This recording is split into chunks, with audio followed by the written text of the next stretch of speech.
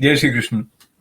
पार्थाय प्रतिबोधितां भगवता नारायणेन स्वयं व्यासेन ग्रथितां पुराण मुनिना मध्ये महाभारतम् अद्वैतामृतवर्षिणीं भगवतीम् अष्टादशाध्यायिनीम् अम्ब त्वामनुसन्दधामि भगवत् गीते भवद्वेषिणीम्।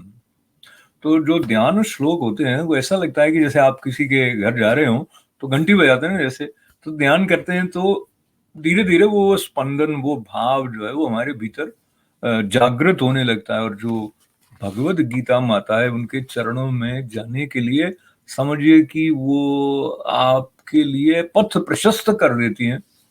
उनको कहीं ना कहीं ये पता लग जाता है कि ये तो आना चाह रहा है, और माँ तो करुणामय है, तो माँ तो बुलाने के लिए तैयारी बैठी है।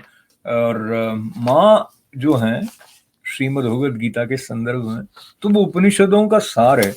तो एक पंक्ति उपनिषद की लेके आज बात आगे बढ़ाएंगे, और ये श्वेताश्वरोपनिषद की एक छोटी सी पंक्ति है। वो क्या पंक्ति है कि नवद्वारे पुरे देही हंसो लेला यते बही।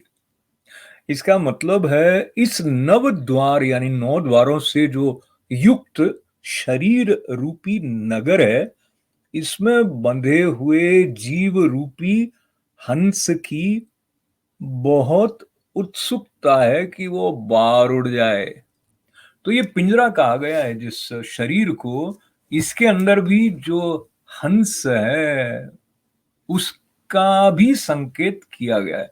हंस जो है वो अपने आप में एक सौंदर्य, गरिमा और शुद्धि, ये सारी बातें, इनके संकेत हमारे लिए खोलता है।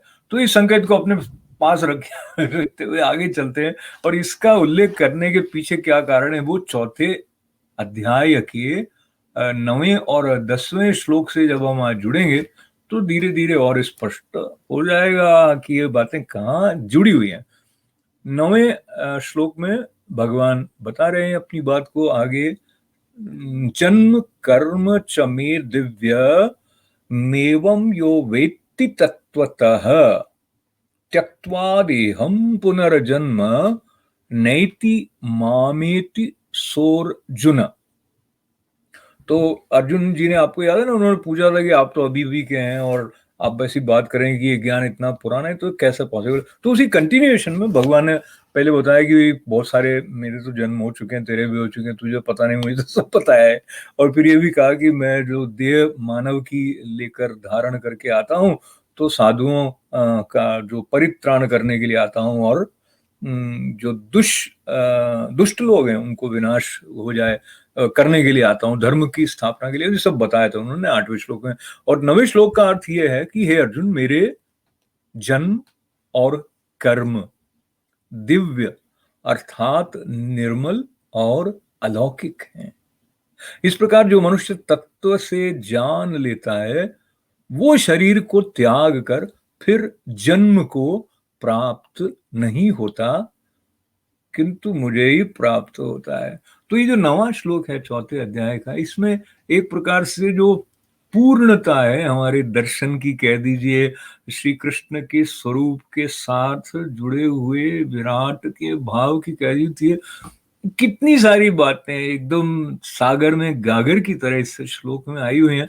तो एक तो उन्होंने पहले पद्मनाभ की वाणी से हमें ये सुनने को मिल गया है कि उनका जो जन्म है, उनका जो कर्म है वो दिव्य है और निर्मल है, लेकिन ये लौकिक नहीं है। उस बात को थोड़ा ध्यान देना आवश्यक हमारे लिए है। साधना की दृष्टि से लौकिक नहीं है का मतलब ये हुआ, जब अलौकिक है तो लौकिक में हम इस स्थूल देह के साथ में जो सीमाएं बंधी हुई हैं और जिस प्रकार से ये आचरण प्रकृति के अधीन हुआ करता है उस तरह का मान सकते हैं।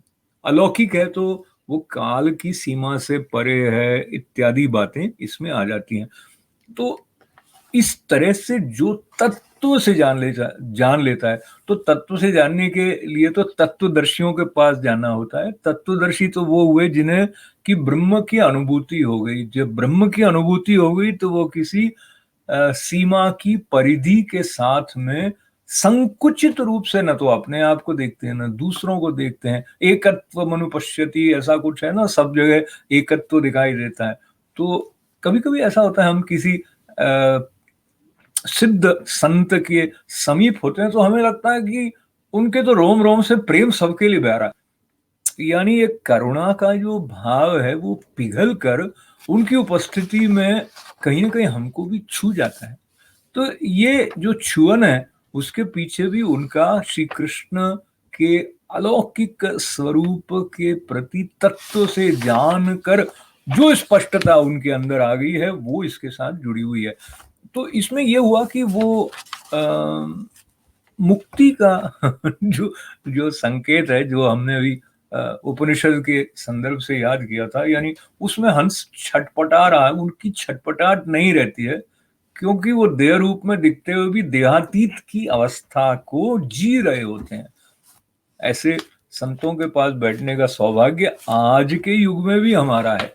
ये संस्कृति की जो विलक्षणता है, उसकी जो शाश्वतता है, उसका एक प्रमाण है। और प्रमाण देने में कृष्ण भगवान भी संकोच नहीं करते हैं।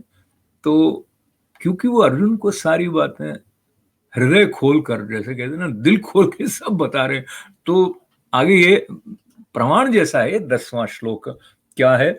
वीतराग भय क्रोधा मन्मया मामुपाश्रिताः बहवो ज्ञान तपसा पूता मदभाव मागताः। तो इन्होंने कहा, ये अर्जुन, इसके पहले भी क्या हुआ है पहले, कि जिनके राग, भय और क्रोध पूरी तरह नष्ट हो गए थे, और जो मुझ में अनन्य प्रेम पूर्वक स्थित रहते थे, ऐसे मेरे आश्रित रहने वाले बहुत से भक्त इस ज्ञान रूप तप से पवित्र होकर मेरे स्वरूप को प्राप्त हो चुके हैं। कौन कह रहे हैं? श्री कृष्ण स्वयं कह रहे हैं। और जो हमने आज बात प्रारंभ करते समय ये याद किया था, जो आज का विषय है, इट हैज हैपेंड। और किसके लिए होता है ये?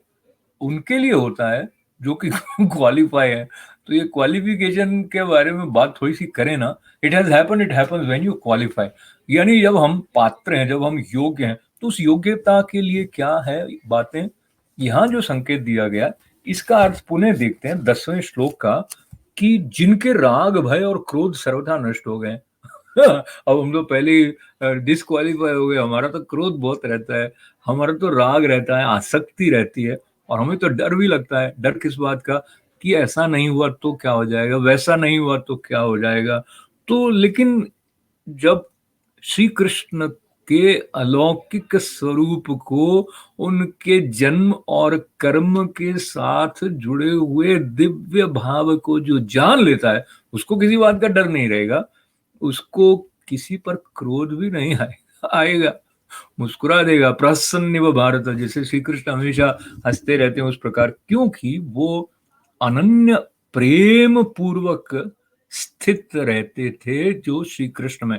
अभी उनकी बात कर रहे हैं, जो क्वालिफाइड लोग कहाँ पहुंच गए, उनका संकेत कर रहे हैं, क्योंकि अर्जुन उनके प्रिय सखा हैं, तो अर्जुन जी के माध्यम से हम भी सुन रहे हैं। और दरअसल अर्जुन जी का ये जो अलौकिक अनुभव है, उसको संजय देख भी रहे हैं, उसकी अनुभूति भी कर रहे हैं, और धृतराष्ट्र जी को भी बता रहे हैं, और वेद व्यास जी की कृपा से हम तक भी ये जो परंपरा से प्राप्त पावन करने वाला अमृतमय प्रवाह है, वो आ रहा है। तो आगे ये कहा कि मेरे आश्रित रहने वाले बहुत से भक्त ज्ञान रूप तप से पवित्र होकर। तो अब तप कई तरह के होते हैं ना, इसमें तपस्या में हम ये होते हैं, बात मानते हैं कि जो प्रसन्नता पूर्वक कष्ट सहन करने के लिए तैयार है, वो तप कर रहा है। अब ये जो ज्ञान रूपी तप है, इसका मतलब है कि उनको तत्व से जानने के लिए अपनी इंद्रियों का संयम कर रहे हैं, अपने मन का संयम कर रहे हैं, उनका श्रवण करने के बाद में उस पर मनन कर रहे हैं, उस पर चिंतन कर रहे हैं। तो श्रवण मनन निधिध्यासन धीरे धीरे करके उसको धारणा में अपनी स्थापित कर रहे हैं, तब कहीं जाके वो तत्वदर्शी वाली उस स्थिति को वो प्राप्त करते हैं, जहाँ की वो कृष्णमय हो जाते हैं। तो ये कृष्णमय होने वाली जो बात है, इस तक जाने के लिए एक और बात आपके साथ में मैं जल्दी याद करके अभी आज के इस क्रम को विराम देंगे। और वो बात ये है कि हमसे कई बार हमने अच्छी बातें सुनी होती है संतों के मुख से, या समझिए हमने स्वयं अध्ययन किया होता है, पर जब श्रवण मात्र से हमें एक झलक सी मिल जाती है। पर स्वामी श्री ईश्वरानंद गिरी जी महाराज कहते हैं कि वो जो एक कौंध की तरह स्मृति में वो पड़ी रहती है, उससे हमारा काम चलता नहीं। जैसे आप गैस जलाते हैं, आप अमेरिका में गैस कहते हैं, भारत में हम कहते हैं कि भाई पेट्रोल डलाया आपने। अब पेट्रोल डलाने के बाद में कुछ दूर तक जाएगा, लेकिन अगर पेट्रोल खत्म हो गया तो फिर गाड़ी आगे नहीं जाएगी। उस तरह जो हमारी स्मृति का जो पेट्रोल मान लीजिए या ईंधन मान, वो जो ईंधन है वो कितनी दूर तक ले जा सकता है। वो हमें जब सत्संग करेंगे थोड़ा उन्नत भाव हमारे अंदर आ जाएगा, लेकिन बाद में वो धीरे-धीरे हाथी के स्नान की तरह बिसर भी जाता है। इसलिए मनन की ज़रूरत पड़ती है। तो श्रोतव्यो, मंतव्यो, निदिध्यासितव्यः। कोई ज्ञान की बातें हम बताते हैं, हम कहते हैं नहीं, नहीं तो प्रैक्टिकल नहीं। भाई प्रैक्टिकल ज्ञान है कि नहीं वो नहीं है। प्रैक्टिकल है कि हम उसको अप्लाई कर रहे हैं कि नहीं कर रहे हैं। तो आप अप्लाई नहीं करेंगे तो कुछ भी प्रैक्टिकल होगा नहीं, है ना? इस बात पर प्रैक्टिकली क्या है कि हम अब विराम कर लेते हैं। और ओम पूर्णमदः पूर्णमिदं पूर्णात् पूर्णमुदच्यते पूर्णस्य पूर्णमादाय पूर्णमेवावशिष्यते। ओम शांति शांति शांति। बहुत सारी मंगल कामनाएं, बहुत बहुत धन्यवाद है। जय श्री कृष्ण।